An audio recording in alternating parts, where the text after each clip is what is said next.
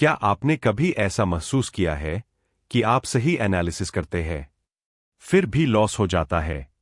आप चार्ट समझते हैं, इंडिकेटर्स जानते हैं, लेकिन जैसे ही ट्रेड लेते हैं, दिल की धड़कन तेज हो जाती है और दिमाग काम करना बंद कर देता है।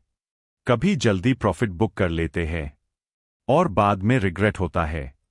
कभी लॉस में ट्रेड को पकड़े रहते हैं, इस उम्मीद में कि मार्केट वापस आएगा। अगर आपके साथ भी ऐसा होता है, तो प्रॉब्लम आपकी स्ट्रैटेजी में नहीं है, प्रॉब्लम है आपकी ट्रेडिंग साइकोलॉजी में। और आज की इस वीडियो में हम वही समझने वाले हैं जो 90% ट्रेडर्स इग्नोर करते हैं, लेकिन वही उनकी सक्सेस या फेलियर तय करता है। ट्रेडिंग में ज्यादातर लोग लॉस इसलिए नहीं करते क्योंकि उन्हें चार्ट नहीं आता, बल्कि इसलिए क्योंकि वो अपने इमोशंस को कंट्रोल नहीं कर पाते। सबसे बड़ा एनिमी है फियर और ग्रीड। जब मार्केट ऊपर जाता है, ग्रीड कहती है और प्रॉफिट होगा, होल्ड करो, और जब मार्केट नीचे गिरता है, फियर कहता है सब बेच दो, नहीं तो सब खत्म हो जाएगा। फिर आता है FOMO, fear of missing out. जब आप देखते हो कि कोई स्टॉक तेजी से ऊपर जा रहा है, तो बिना सोचे समझे एंट्री ले लेते हो। और सबसे डेंजरस है रिवेंज ट्रेडिंग। एक लॉस हुआ और आप सोचते हो अब मैं मार्केट से बदला लूंगा, और यही सोच आपको और बड़े लॉस में डाल देती है। सच्चाई ये है कि मार्केट से आप कभी जीत नहीं सकते अगर आप अपने दिमाग से हार रहे हो। चलो एक छोटा सा एग्जाम्पल लेते हैं। मान लो एक ट्रेडर है राहुल। राहुल ने एक स्टॉक में 10,000 रुपए इन्वेस्ट किए। स्टॉक थोड़ा ऊपर गया, 10,500 रुपए। अब राहुल सोचता है चलो प्रॉफिट बुक कर लेता हूं, कहीं वापस ना गिर जाए, और वो जल्दी एग्जिट कर लेता है। लेकिन कुछ ही घंटों में वही स्टॉक 11,500 रुपए पहुंच जाता है।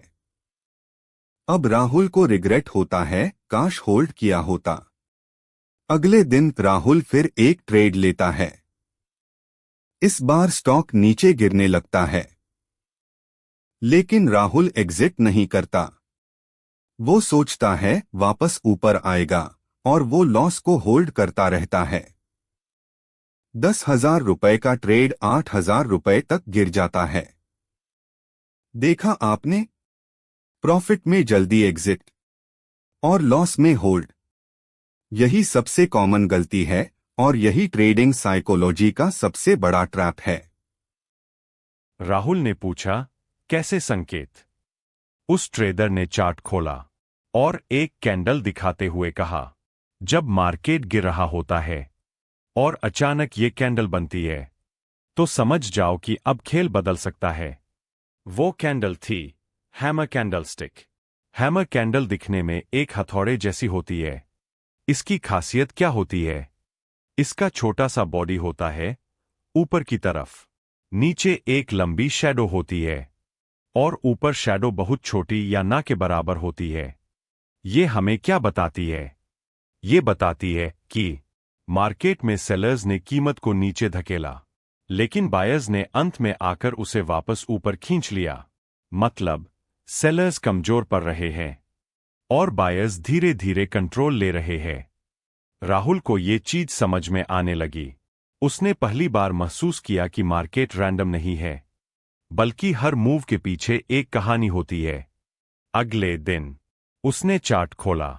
मार्केट गिर रहा था, रेड कैंडल्स बन रही थीं, और फिर अचानक एक हैमर कैंडल बनी।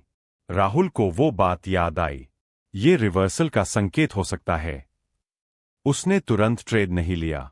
इस बार वो स्मार्ट बनना चाहता था। उसने इंतजार किया अगली कैंडल का, और जैसे ही अगली कैंडल ने हैमर के ऊपर ब्रेक किया, उसने एंट्री ले ली। स्टॉप लॉस लगाया हैमर के नीचे, टारगेट रखा पिछले रेजिस्टेंस के पास। दिल तेजी से धड़क रहा था, क्योंकि ये उसका सोच समझकर लिया गया पहला ट्रेड था।